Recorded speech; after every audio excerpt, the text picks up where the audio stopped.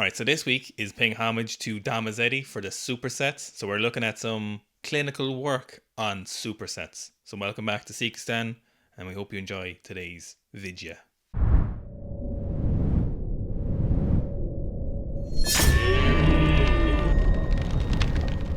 So this week's paper is titled The Effects of Superset Configuration on Kinetic, Kinematic and Perceived Exertion in the Barbell Bench Press. So obviously we're not going to worry about the perceived exertion because we know that doesn't matter, science.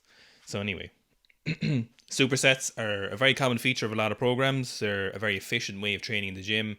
If you've done any of the Seek Strength programs, for example, the weightlifting, the assistance work, you'll see a lot of those are actually done as supersets or any powerlifting stuff. So it's an efficient way to do things. But this paper is kind of looking at the effect.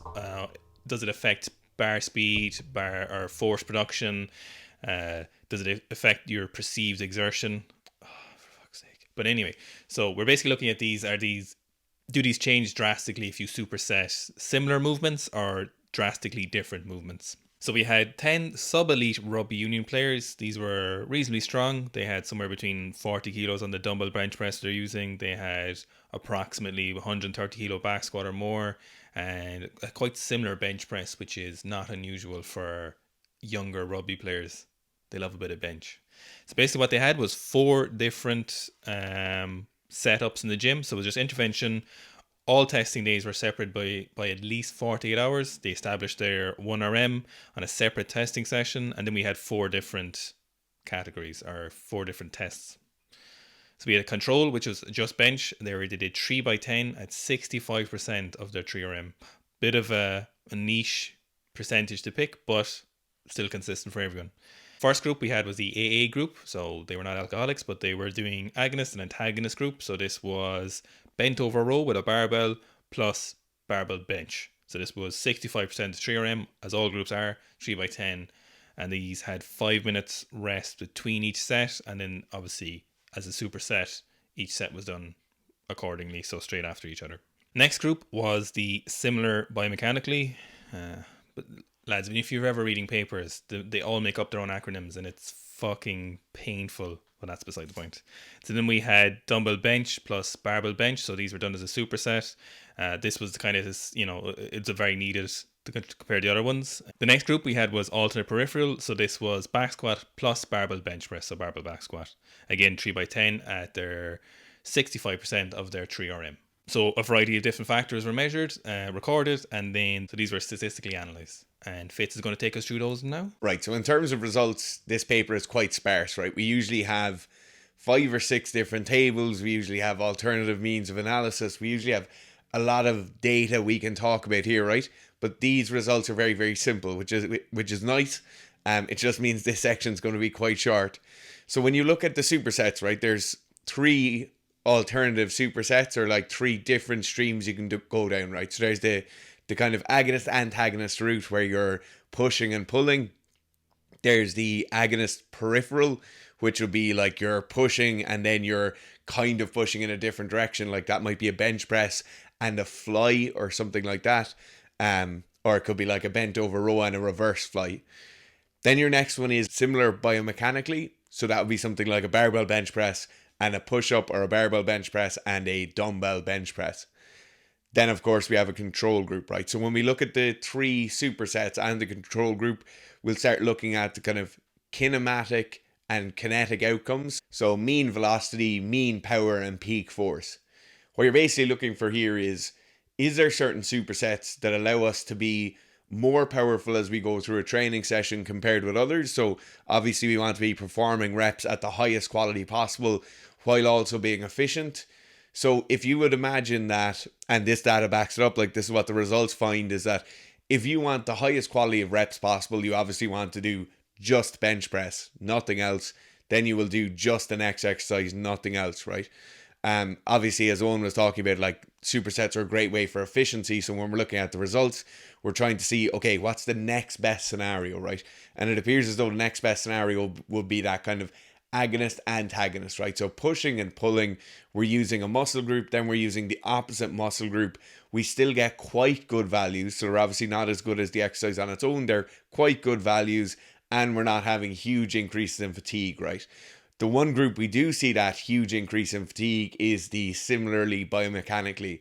And this is so intuitive. If we were to ask a 10-year-old as they walk down the street, would you be more or less tired if you did push ups and then more push ups afterwards, or you did push ups and then we made you run up a hill afterwards?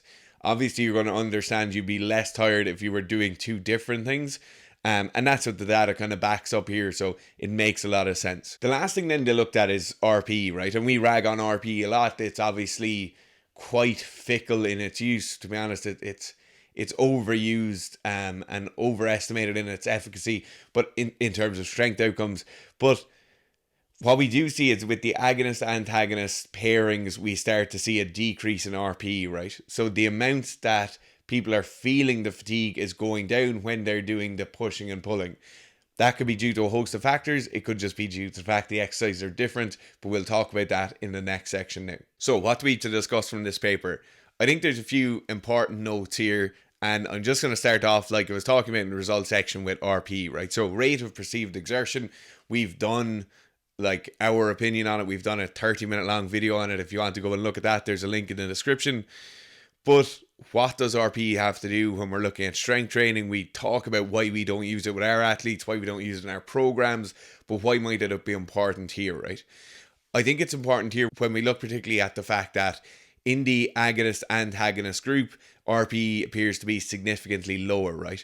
Obviously, it's lower with the traditional training, like it's at its lowest point because you're doing a lot less work, so you would expect the amount of exertion you perceive to be much lower. But is there something going on here with agonist antagonist co-activation, or like simultaneous activation that is affecting how the actual muscle feels? So if we take the bench press and bent over row superset as an example again, because I think a lot of you will probably have done it.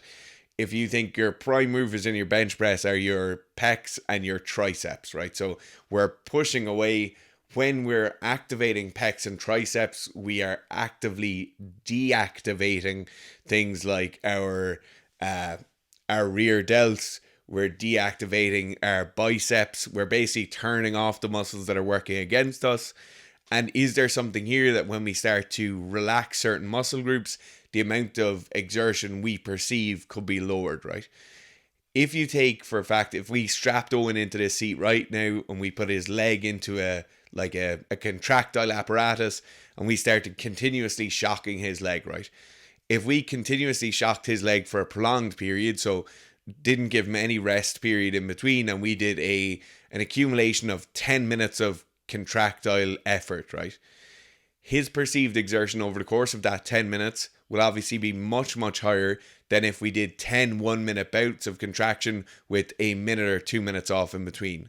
So the relaxation period in between sets we know to be very important in terms of the RPE, like the amount of work we feel like we're doing. So what we could be seeing here is, because we're getting this kind of forced turning off or a neurological deactivation of a muscle group, the amount of fatigue and the amount of effort it feels like we're putting into the movements could be decreased beyond just the decrease we'd expect when you have a normal rest period.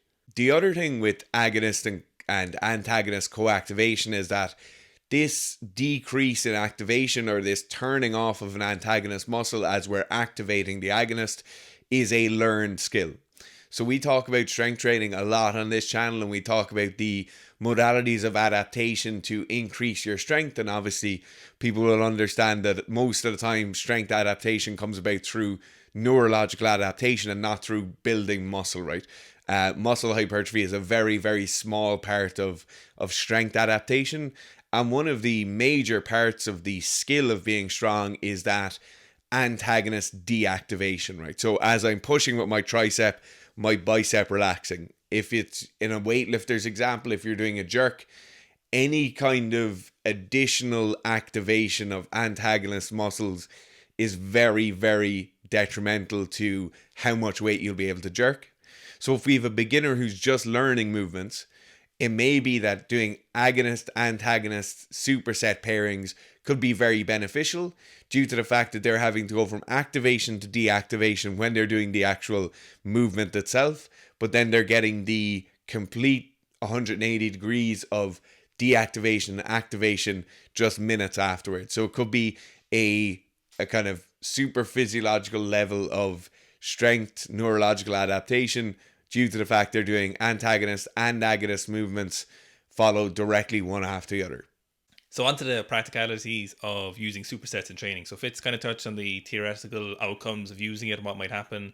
But in this, we've got a couple of scenarios that could happen, right? So obviously you don't really want to be doing, if you're going for a 300 kilo back squat, so you need to look at your priorities. So if you're looking at 300 kilo back squat, 200 kilo bench or something, or your main lift is the huge priority, you don't want to be jeopardizing it by doing other assistance work with it for the sake of efficiency. You'd either want to eliminate that or do it at a different time. So you want to prioritize what you need to prioritize and give that the best possible chance. So in terms of like main lifts, main compound lifts, whatever they are for you, be it bench or split squats or whatever it is you feel is the predominant thing you need to focus on in your training, give that the priority and don't do those as supersets. I think that's the main thing to look at. So if you're doing snatches and you've got rear deltoids and Lou raises later, don't do a superset of snatches and rear deltoids. That should be obvious, but it bears saying.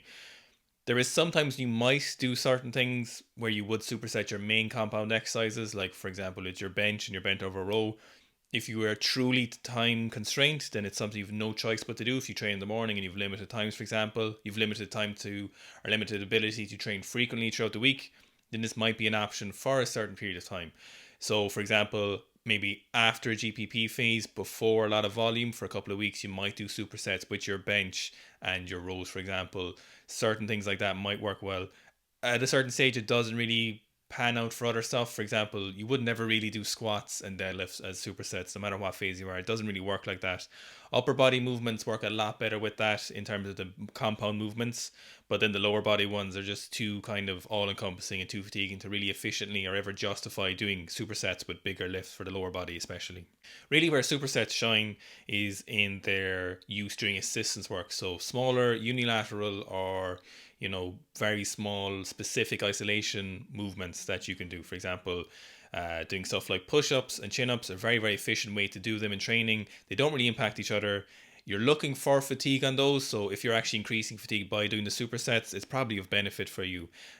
Sometimes as well in GPP phases, you'll see a lot of supersets or tri supersets where you'll do a lot of GBP work essentially. So it's a good way of doing, for example, circuit training or like cross circuit fit training, for example, where you'd incorporate a number of different exercises in your GPP training, so you get that kind of aerobic or kind of work capacity done while still focusing on your desired assistance work that you're doing. So you might be doing stuff like chin-ups, push-ups, and goblet squats. So you can do these for a work capacity. You're not doing crazy high reps.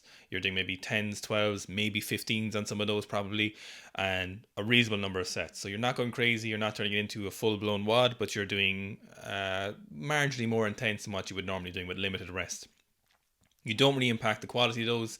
They don't require a lot of finesse. Technique in those should probably be well ingrained, and it's a good way to fatigue yourself, speed up your training, and still get a very good effect from those assistance work. So really where they shine, in our opinion, is assistance work for supersets is probably the best way to go. Main sets, very, very rarely, and maybe in some specific cases. One last example of a specific case for real athletes is if you've like a team setting. Sometimes it'd be good just to organize a group of rowdy, in quotation marks, are boisterous, even you might say, rugby players, for example, or a team of people.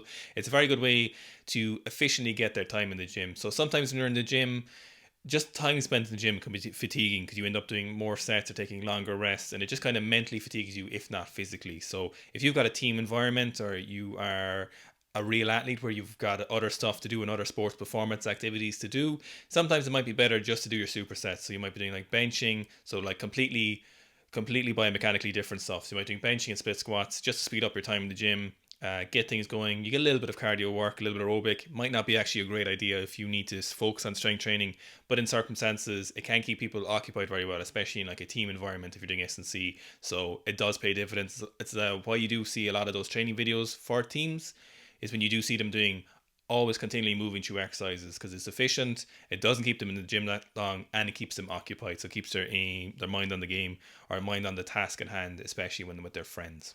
If you like the video, let us know, drop a comment if there's anything you want to see, all greatly appreciated. Even if you just want to say, if you just want to put in your application for a visa for Sikistan, you can leave that below. And there is our new return to training for weightlifting, should be out this week. By the time you're watching this, it should be up, or it should be up the day after. So it's just a month, 4 week long block of all the kind of training you'll need to get back to training for weightlifting. There will be a powerlifting one, and there will be a real athlete one. These are just for returning to training for people after coronavirus. Powerlifting and real athletes should be out within the next week or two as well, but weightlifting will be up first. For all our other training programs or those good programs you need with the supersets in them, just go to seekstrength.com. Thanks for watching, guys.